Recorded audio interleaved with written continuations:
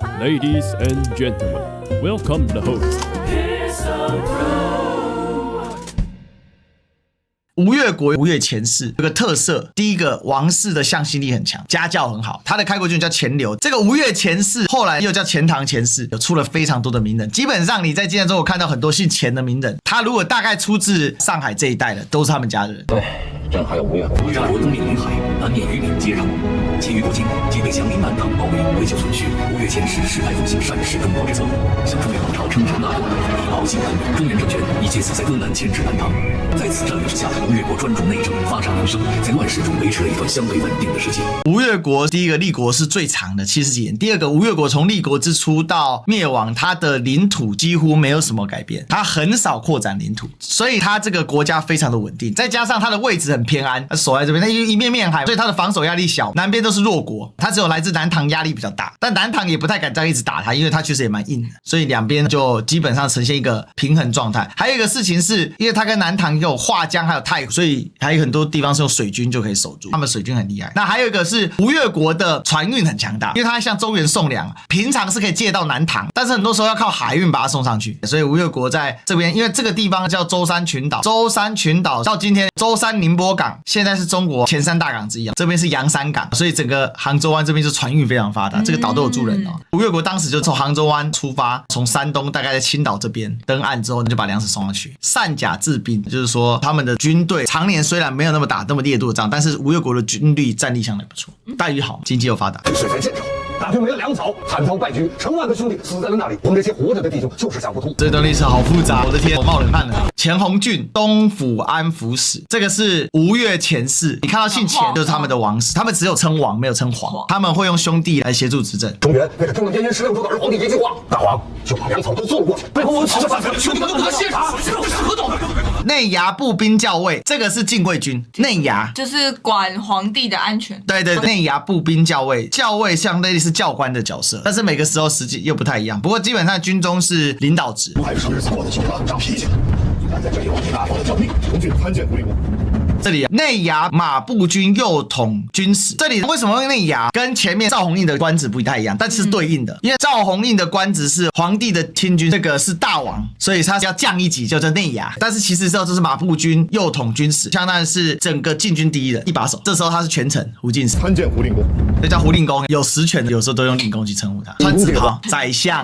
所以雖然他們的官銜都低了中原王朝一階，但實際上他們就是這裡的大愛。而且在五代十國時期，軍職跟文職是交錯的，很複雜。軍職通常同時身兼文職，那個時代的文人都會打仗，你没有什麼文人跟軍人差別了，因為人人有功練，你不練功就死掉。也是有少數完全不練功的人，但多數的人都要同時能夠能文能武，所以趙匡胤也是能文能武。所以看到紫衣服就要知道，他就是僅次於皇上或者是當地的割据的國家的國王，而且因為唐代以來都是群相制，所以穿紫衣服有好幾個，所以这裡就很清楚。但是你可以看得出來，他是多哀，他是敖二。寡我等可担待不起，亡命惶惶，誰敢輕忽？只是為了替取材出生入死的弟兄要有些賞賜，才得與大郎君分說明白。老令公是軍中元種，此中的情力自然是曉得的。你是天福2年部的军纪，今年也有65了吧？回老令公的話，我将是7月的生日，全马是66。当年许再思之亂，惹得先王好生狼狽。許再思之亂，印象中應該是錢鎏時期吳越蠻大的一個內亂。錢鎏就是吳越的第一代國王，錢鎏、劉將、許管、許再思生變，危機兩側。當時錢鎏差點撐不下去，我的天哪，這不容易，就是一個大的亂世。還是當今大王为父分憂，去宣州天子做了上门女婿，這才收拾了首尾。我記得那時候府上人人為難，不肯跟從。大王去宣州的時候，身邊只帶了你一個長隨。因為當時是這樣，宣州就是今天的宣城，然後呢，吳越跟楊吳之間的分界線就是以太湖為界，常州是歸吳越，宣州就是在太湖兩側2個大城，這就是湖州、蘇州，它是這樣對應的。當時他為什麼去宣州？簡單來講，類似是去求援的。當時應該是楊武，我沒記錯，他們這裡是有一個眾將駐守，去當了類似直子，但是是用和親的名義去。往事一一，死之留人唏噓啊！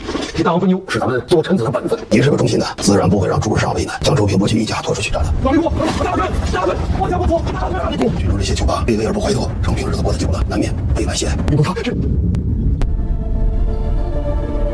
大王既許了你兵權，郎君不可妄自菲薄。是。你看着胡进思，钱元貫，吳越第2代君主，他是难得很厲害的第2代，因為這一大堆不太行。把周平給殺了。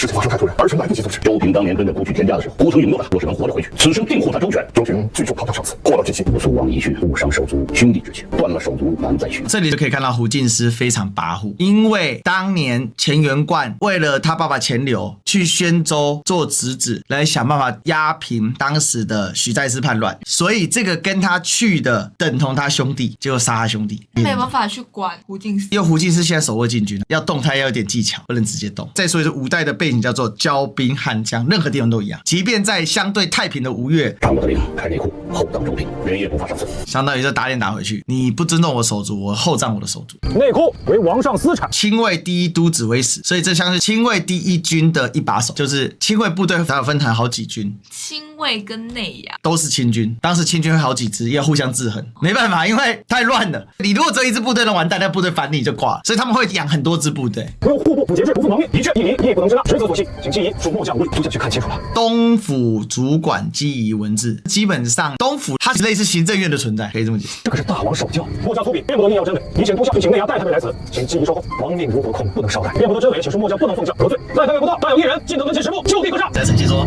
整個吴越內部也是剑拔弩张。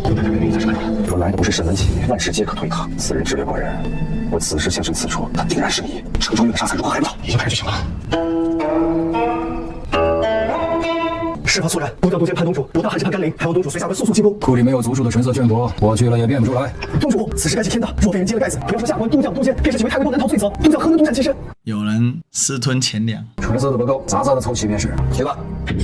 那雜色能湊齊嗎？非任何電信都湊齊，倒是能湊齊，還只是個屁呀！現在都已經火燒眉毛了，哪還有那麼多攻略？大概有053年的防水航母箱了。你看這個政治鬥爭很高段。吳越王因為胡進思的跋扈，殺了他當年跟着他出生入死的兄弟，因為他剛才說他是老忠臣，你看他說是老忠臣，他就把他出去砍了，什麼意思？他在削弱王的權力，王的一個反手，我要去內庫取錢財，那完了，我早就知道你們貪了，但是我沒有時間整你們。那現在一搞他們人仰馬翻，因為只要爆發虧空事件，那就是欺君之罪，那是很嚴重，不能開玩笑，所以就有人要掉腦袋，或者至少有人要掉官，所以你就看到說這裡面層層疊疊在鬥爭，吳越的內鬥也是很激烈的。下官督促安主之子主管记忆文字申文啟参見内宫，不容远了，快出來！我想何处去？这样没有喜欢，誰給你的膽啊？敢在皇宮內公然抗拒皇命！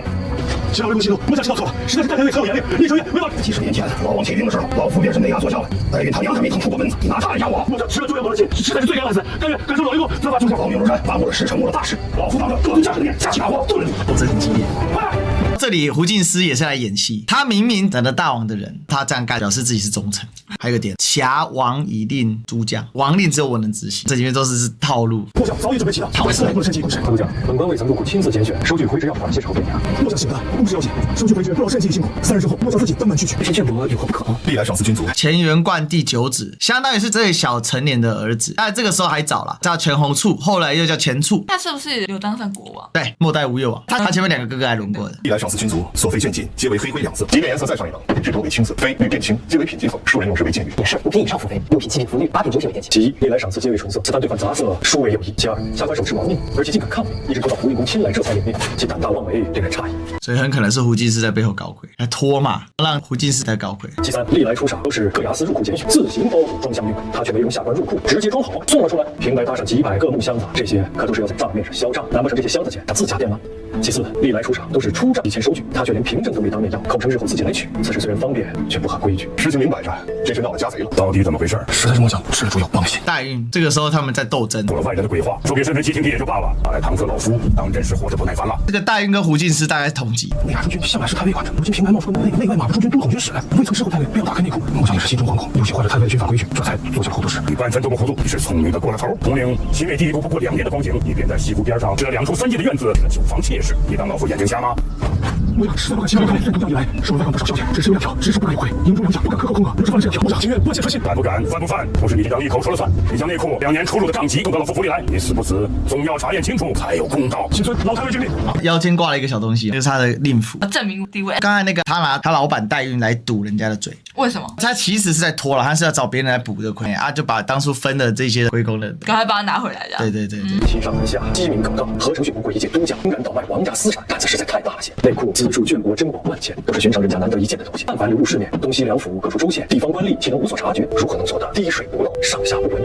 大少，陆玉公，這箱子你們可曾見過？這箱子怎麼了？官府藏運绢帛，這個都是大箱子吧？東府庫藏所用的箱子，皆是長寬30間寬的大箱子，確實未曾見過這個長3尺寬1尺的小箱子。這就對了，這小箱子我確常見。西府城中是8家掛山月社招牌坊的門面鋪子所售賣布匹、绢帛，均用的是这等小箱子。是吧？此事干系微小，你切莫卷进来，開開心心的等於上次也好。小弟醒了吧？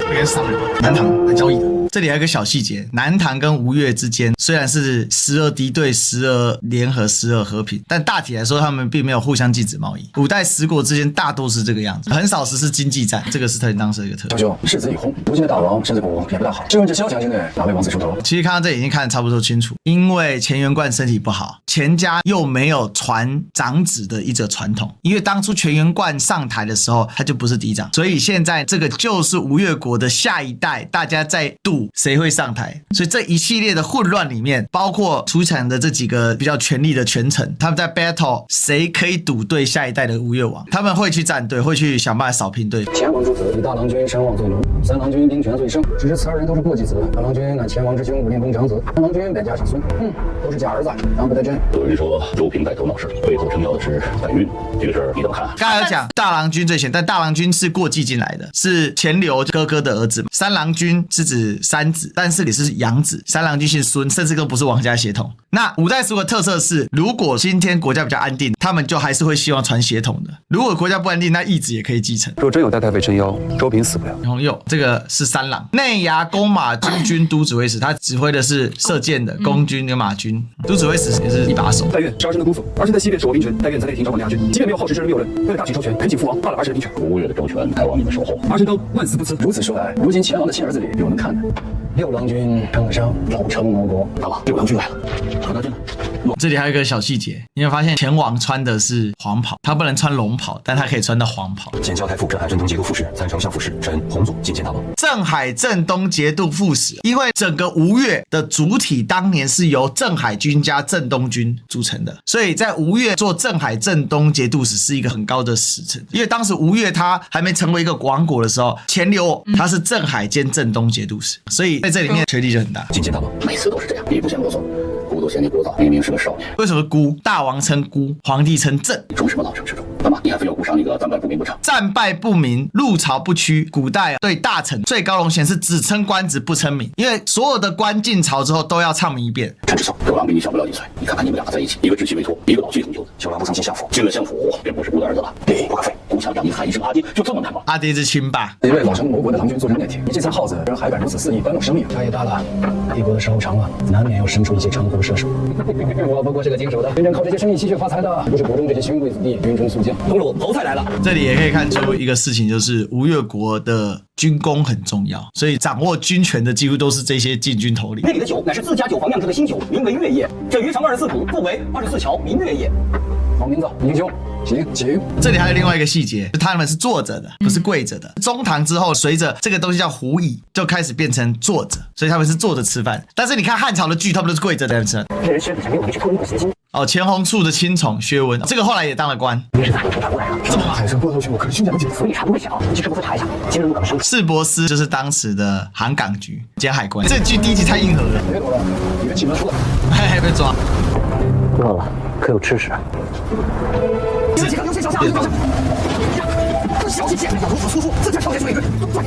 有運兵甲，有人要政變哦。這還真的有，這個雖然到底是不是誇飾我不敢肯定，但是那個時代確實有這種潛水特種兵。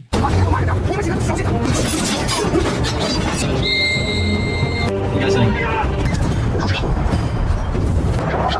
大公主今晚安心處置，小人大公主一番之恩，尚未回报，不可善。大公主莫放心，可遣一二心腹在此守護。仔細伺候好這個小郎君，不要怠慢。公主是指大公主。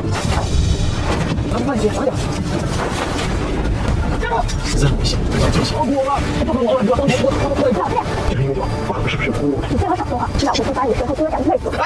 下一集大概也知道他到底是誰把他抓走，但看起來不是什麼跟他敵对的勢力。